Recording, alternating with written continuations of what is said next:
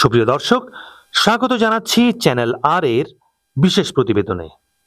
আজকের প্রতিবেদন একটি সংবেদনশীল ও আলোচিত ঘটনা নিয়ে। যুব ও ক্রীড়া উপদেষ্টা আসিফ মাহমুদের বিস্ফোরক এক ফেসবুক পোস্ট নিয়ে দেশ জুড়ে চলছে তীব্র সমালোচনা। ঘটনার সূত্রপাত শাহজালাল আন্তর্জাতিক বিমানবন্দর থেকে, যেখানে উপদেষ্টার ব্যাগে একটি পিস্তলের ম্যাগাজিন পাওয়া যায়। তবে সবচেয়ে বড় প্রশ্ন উঠে এসেছে এক ভয়াবহ বিষয় নিয়ে। কিভাবে এই সিসিটিভি ফুটেজ মুহূর্তেই সোশ্যাল মিডিয়ায় ছড়িয়ে পড়ল? উপদেষ্টা আসিফ মাহমুদ লিখেছেন, পিস্তল তো দূরের কথা, মিসাইল রাখলেও আমি বা আপনি কেউই নিরাপদ নই। এই মন্তব্যে নিরাপত্তা ব্যবস্থা ও তথ্য পাচারের আশঙ্কা প্রকাশ করেন তিনি আরো লিখেছেন, যেভাবে দেশের প্রধান আন্তর্জাতিক বিমানবন্দরের ফুটেজ বিদেশে অবস্থানরত কারো হাতে পৌঁছালো তা রীতিমতো ভয়ঙ্কর।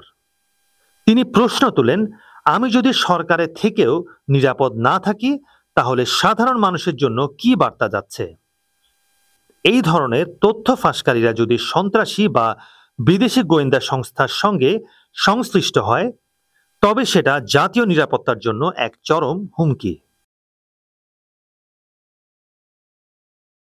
পোস্টের আরেকটি গুরুত্বপূর্ণ অংশে তিনি উল্লেখ করেন, আমাদের নিরাপত্তা সংস্থাগুলো এখন জনগণের নজরদারিতেই ব্যস্ত এবং চরিত্র হননে লিপ্ত।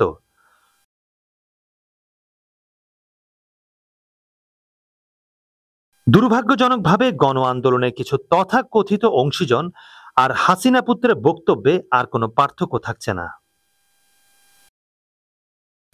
পোস্টের শেষাংশে তিনি হুঁশিয়ারি দিয়ে বলেন, গণ অভ্যুত্থানের নেতৃত্বের সাথে কিছু ঘটলে সেটি কে বা কারা ঘটিয়েছে তা জনগণ বুঝে নেবে।